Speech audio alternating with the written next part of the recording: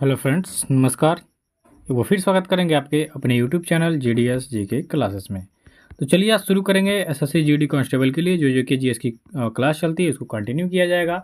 सबसे पहला क्वेश्चन आपके स्क्रीन पे है दोस्तों कि वायु की गति निम्नलिखित में से किसके द्वारा मापी जाती है। तो इन विकल्पों में से एक विकल्प आपका सही है, सही उत्तर का चयन करके आपको बताना है। तो वायु की गति जो है आपके एनीमोमीटर से मापी जाती है, ठीक है। तो यहाँ जो आपका सही उत्तर होगा, यहाँ विकल्प ये हो जाएगा कि वायु की गति एनीमोमीटर से मापी जाती है। चलिए दोस्तों, अगला क्वेश्चन करेंगे। सरहुल पर्व का संबंध किस राज्य से है? काफ़ी ज़्यादा इंपॉर्टेंट क्वेश्चन एसएससी में पूछे जाने वाले। तो सरहुल पर्व का जो उत्सव है, ये आपका मनाया जाता है झारखंड राज्य में। कहाँ पे दोस्तों? झारखंड, ठीक है।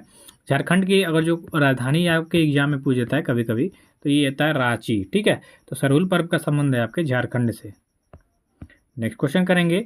कर्मा पर्व का संबंध किस राज्य से है? तो मित्रों, कर्मा पर्व की अगर यहाँ पे बात किया जाएगा तो ये भी आपके झारखंड से संबंधित है। तो इसका सही उत्तर क्या होगा? यहाँ जो विकल्प सी है आपका राइट आंसर हो जाएगा। चलिए दोस्तों, अगला क्वेश्चन करेंगे। अमेरिका का राष्ट्रीय खेल क्या है? तो दोस्तों, अमेरिका का राष्ट्रीय खेल की अगर जो बात किया जाएगा तो आपका बेसबॉल है। क्या है? बेसबॉल। तो इसका राइट आंसर क्या हो जाएगा? बेसबॉल। अमेरिका के राष्ट्रीय खेल क्या है? बेसबॉल। और जो भारत का पूछ दे तो क्या करेंगे दोस्तों? तो भारत का आपका हॉकी है, और यही यहाँ की आपके पाकिस्तान का भी है, ठीक है। तो याद रखिएगा, भारत और पाकिस्तान का जो राष्ट्रीय खेल है वो हॉकी है, और यहाँ अमेरिका का राष्ट्रीय खेल पूछ रहा है तो बेसबॉल है। नेक्स्ट क्वेश्चन करेंगे कि वर्तमान में राज्यसभा के सदस्यों की अधिकतम सदस्य संख्या कितनी हो सकती है? तो वर्तमान में अभी की बात करेंगे तो 250 हो सकती है, ठीक है। बाकी अभी बढ़ाया जाएगा कुछ दिनों के बाद, तो 250 हो सकती है वर्तमान में राज्यसभा के सदस्यों की जो अधिकतम संख्या होती है, ठीक है। चलिए, अगला क्वेश्चन है। कौन सी अक्षांश रेखा भारत के मध्य से गुजरती है? तो दोस्तों, हमारे भारत के मध्य से गुजरती है कर्क रेखा, ठीक है।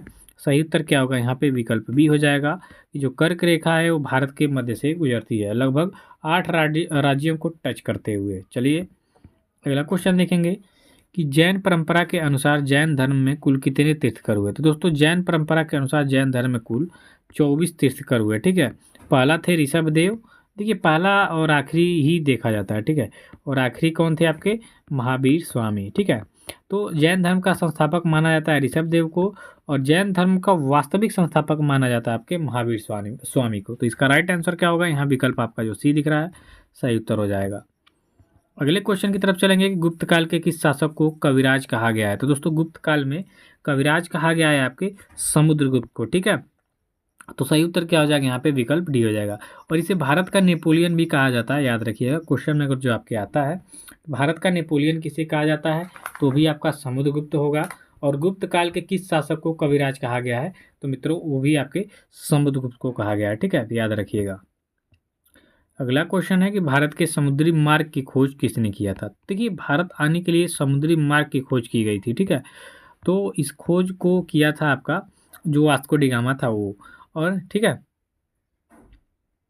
यहाँ पे आपका विकल्प में भी दिया है वास्को डी गामा। ये आपका पुर्तगाली था, ठीक है। कहाँ का था? सबसे पहले भारत में अगर जो यूरोपवासियों की बात करेंगे तो पुर्तगाली आया था 1498 में, आया था समुद्री जहाज़ों के साथ, और ये रुका था, आया था कालीकट के बंदरगाह पे, ठीक है। कहाँ पे? कालीकट। कालीकट और अंदराई में पूछेंगे तो कप्पड़ काबू, ठीक है। कप्पड़ काबू, कालीकट के कप्पड़ काबू बंदरगाह पे ये रुका था, ठीक है। और वहाँ का राजा जो जमोरिन था, ठीक है, इसने इसका भव्य स्वागत किया था, याद रखिएगा। चलिए, नेक्स्ट क्वेश्चन कर लेंगे। मानव शरीर की सबसे बड़ी ग्रंथि कौन है? तो दोस्तों, मानव शरीर की सबसे बड़ी जो ग्रंथि की यहाँ पे अगर जो बात करेंगे तो आपका लीवर होता है, ठीक है। और सबसे बड़ा अंग की अगर जो बात कर देंगे कि मानव शरीर का सबसे बड़ा अंग क्या है, तो आपका त्वचा होता है, ठीक है। और यहाँ ग्रंथि की बात हो रही है तो ग्रंथि यकृत होता है, जिसे हम इंग्लिश में क्या बोलते हैं? लीवर बोलते हैं, ठीक है। याद रखिए, ये काफ़ी ज़्यादा इंपॉर्टेंट और पॉपुलर क्वेश्चन है, किसी भी एग्जाम में आता ही है।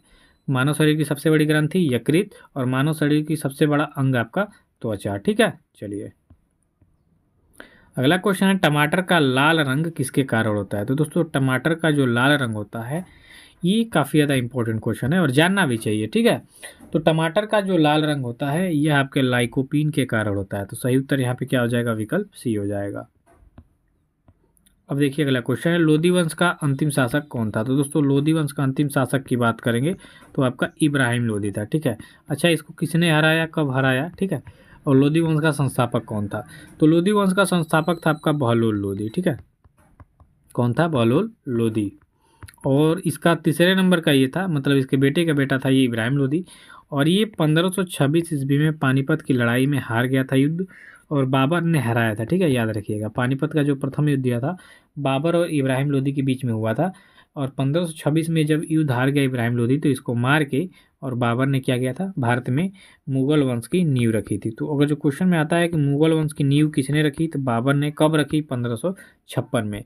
तो इस क्वेश्चन का सही उत्तर होगा इब्राहिम लोधी। अगला क्वेश्चन देखिए, शहीद ए आजम किसे कहा जाता है? तो दोस्तों शहीद ए आजम कहा जाता है आपके भगत सिंह को। काफ़ी पॉपुलर है क्वेश्चन, तो इसको ध्यान दीजिएगा, ठीक है, विकल्प ए। अगला क्वेश्चन है, भारत का मैकियावेली किसे कहा जाता है? तो दोस्तों भारत का जो मैकियावेली है वो आपके चाणक्य को कहा जाता है। देखिए चाणक्य को हम लोग कौटिल्य के नाम से भी जानते हैं, याद रखिएगा। और एक और नाम है इनका विष्णुगुप्त, ठीक है। तो अगर जो क्वेश्चन में अगर आपके आता है कि भारत का मैकियावेली किसे कहा जाता है, चाणक्य ने दे, कौटिल्य दे तो भी सही है, विष्णुगुप्त दे तो भी सही है, ठीक है। चलिए, सबसे छोटा ग्रह कौन है? तो दोस्तों सबसे छोटा ग्रह है आपका बुध, और सबसे नज़दीक भी रहता है आपके सूर्य के, ठीक है। तो इसका सही उत्तर क्या होगा यहाँ पे? विकल्प सी हो जाएगा। अगला क्वेश्चन है, मानव नेत्र का वह भाग जिस पर प्रतिबिंब बनता है। तो मानव नेत्र का कौन सा भाग है जहाँ पे प्रतिबिंब बनता है दोस्तों? तो रेटिना पे प्रतिबिंब बनता है, ठीक है। इतना याद रखिएगा कि रेटिना पे क्या होता है? प्रतिबिंब बनता है।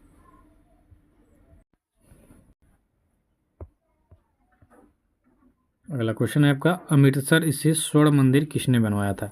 देखिए अमृतसर में स्थित जो स्वर्ण मंदिर है उसको अर्जुन देव ने बनवाया था, ठीक है। किसने बनवाया था दोस्तों? अर्जुन देव। तो सही उत्तर यहाँ पे क्या हो जाएगा? विकल्प ए हो जाएगा। चलिए नेक्स्ट क्वेश्चन करेंगे, मोढेरा का सूर्य मंदिर किस राज्य में स्थित है? तो मोढेरा का सूर्य मंदिर है आपके गुजरात में, ठीक है। एक सूर्य मंदिर आपके कोणार्क का सूर्य मंदिर उड़ीसा में भी है, लेकिन है मोढेरा का सूर्य मंदिर की बात हो रही है, तो यह आपके गुजरात राज्य में स्थित है। और ये काफ़ी पॉपुलर क्वेश्चन है, इसको वेरी इंपॉर्टेंट के लिस्ट में कर लीजिएगा। अगला क्वेश्चन है, संतरे में कौन सा विटामिन पाया जाता है? दोस्तों ये संतरा कई दिन से चल रहा है, तो इसमें जान लीजिए विटामिन सी पाया जाता है।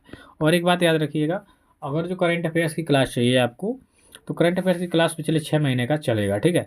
चाहिए तो आप कमेंट करके बता सकते हैं, 6 महीने का करंट अफेयर दिया जाएगा। अगला क्वेश्चन है, भाखड़ा नंगल परियोजना किस नदी पर स्थित है? तो दोस्तों ये आपके सतलज नदी पर स्थित है, ठीक है। किस नदी पे?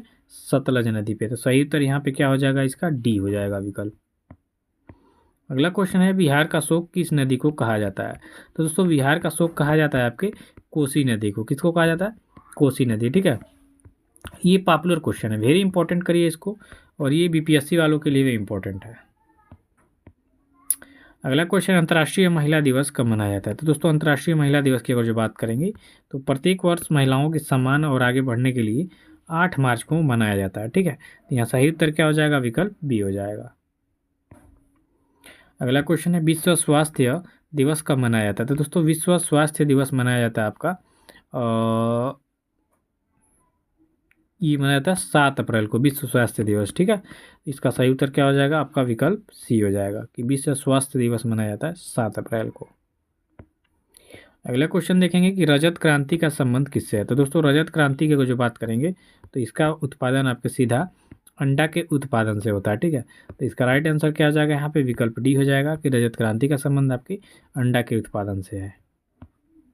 अगला क्वेश्चन है, गुलाबी क्रांति का संबंध किससे है? तो दोस्तों गुलाबी क्रांति का संबंध है आपके झींगा के उत्पादन से, ठीक है। झींगा सभी लोग जानते होंगे, एक मछली का रूप होता है छोटा छोटा, जिसको सुखा के ये झींगा उत्पादन किया जाता है, ठीक है।